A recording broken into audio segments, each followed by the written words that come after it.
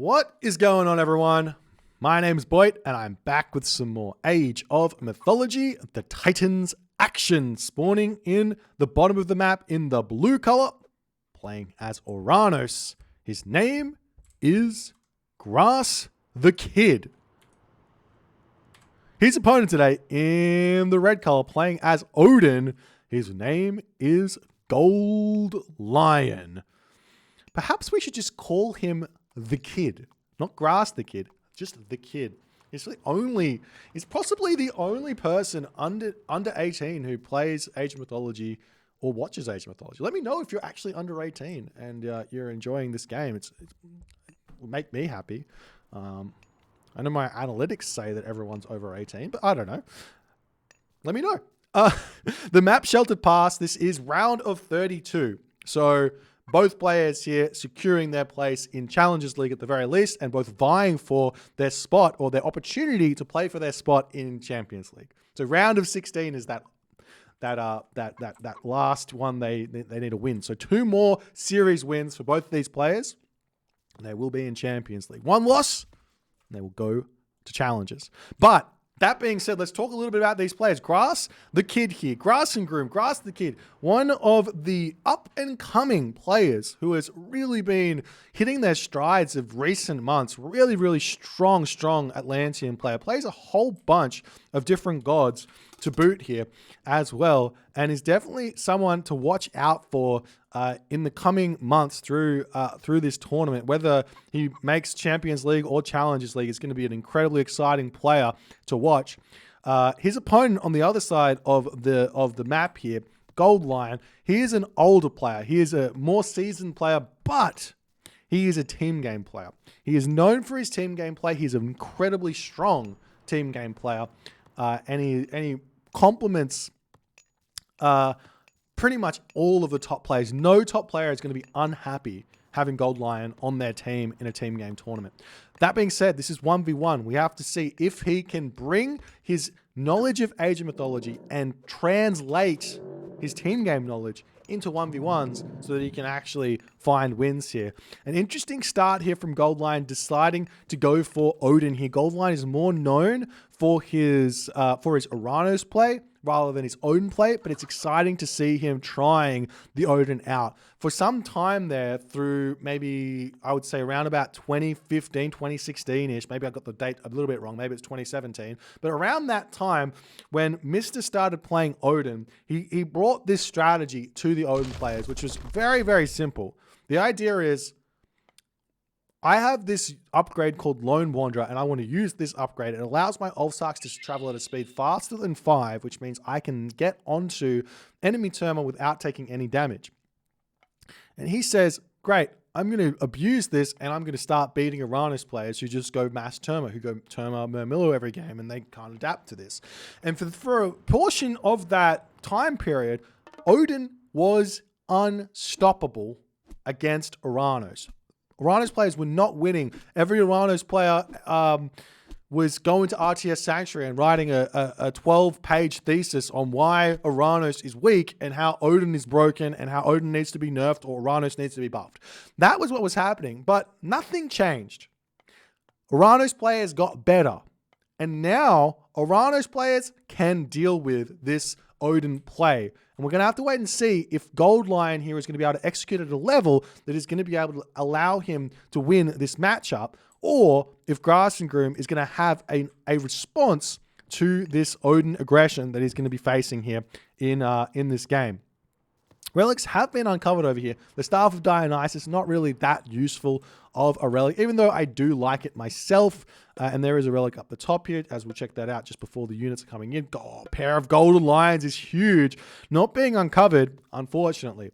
As Gold Lion now coming through, and we do see a Oracle Scout here getting converted to fight off the Hersa. As Freya does pop, the Oracle will have to garrison in. A little bit of defense going to be needed here for Grass and Groom, turning around, going to start shanking down these Ulfsark as best as he possibly can, sending the units of Gold Lion back there. As I don't know why, but that citizen is very low HP, and the Valkyrie here is on the prowl Grass and Groom's going to have to keep a watchful eye over that Citizen at 25 HP as this one over here getting pushed back. Gold Lion now dropping some barracks down in this location here to start pumping in onto the Atlantean economy here.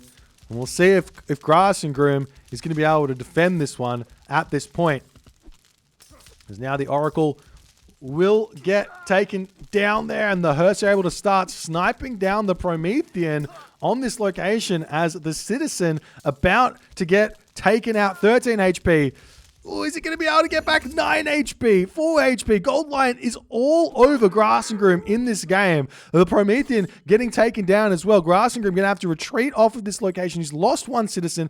The Citizen over here still decently alive here. Do we have a Valor that can come in? Yes, we do. Population differential right now, 49 for Gold Lion to 34 for Grass and Groom, as the Citizens are not getting allowed back home here in this game here. The Citizen, 2 Citizens here, 1 dead. The Citizen is going to try and make a break for it. He can utilize a speed walking trick by utilizing these units here to drag the Citizen back home, back onto the Zebra here, as the army going to come over here and try and defend this, though there are so many more Ulfsark here. They don't yet have Lone Wanderer, though the wood is just about to come through for Gold Lion as more units coming in onto this position. The villagers trying to sneak through a little bit of, maybe, is there a shockwave remaining? Yes, there is a shockwave. As I say that, the Citizen going to be continuing to retreat back here.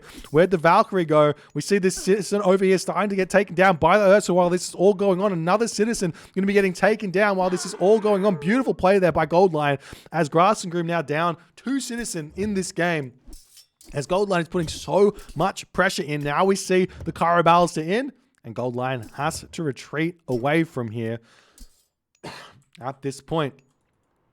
Also going to see nice snipe there from Gold Lion. He is playing this one beautifully thus far. As he sees the Cairo Ballista coming out, it's time to move away from pure Ulfsark and move into raiding cavalry here. As now the mana will get taken down on this position here. As that's down, the Ulfsark will have to retreat away. Gold Lion still hasn't gotten himself Lone Wanderer. A bit surprising. Obviously, it will help him get other things in this game if he so chooses. But I'm surprised he wouldn't just grab it anyway. It's a very, very common upgrade to get in this matchup. But opting to not do so, and Grass and Groom, after all is said and done in the start of this game, he has only got himself 7 Citizen here, 0% train time on those Citizen to boot, and basically here he's going to have to somehow be able to overwhelm Gold Lion. Maybe just staying on 7 Citizen and trying to put pressure onto his opponent is going to be the answer here. It's 60 population for Grass and Groom to 69 population for Gold Lion, so Gold Lion's still got the advantages here in this game. But at this point, Gold Lion has to try and think, how can Grass and Groom have this much military out after I've picked off 2 Citizen and had that much idle time on the Citizen on food? Answer: Grass and Groom's not building Citizen. So he does not need to fight here. He does not need to fight here in the slightest. He just needs to get himself... He just needs to get himself economy, sit back a little bit, and take his time in this game to get into a position where he can rebuild army after it dies. A bunch more longhouses going down, that type of thing. We do see Valkyries coming out. The Valkyrie will get sniped down here nicely. Good find from Grass and Groom, as the Promethean offspring does end up getting sniped down there. The Valkyrie going to get killed off as the army of Gold Lion coming back to try and defend this one here. Still Grass and Groom, 0 training on the town center, as the attempt to find that low HP villager back over onto this wood line here, as the raiding cavalry swing around the back there. The Ulfsark coming back onto this position here to try and deal with this raid. Still no Lone Wanderer through for Gold Lion, so he's not going to really be able to chase this army all too well.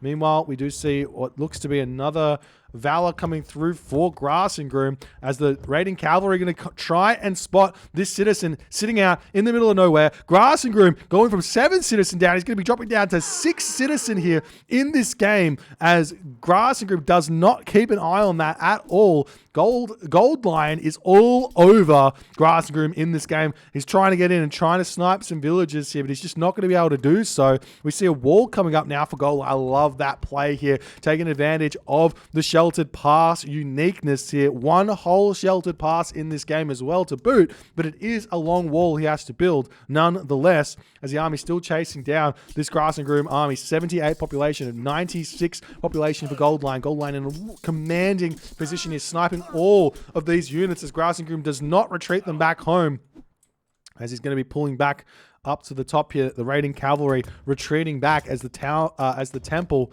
over here getting targeted down to boot here. We'll see how things are going to go. As we do see one Murmillo getting cleaned up there in the middle of no. One house was taken out, but the army coming back here to defend. Looks like the temple will be falling.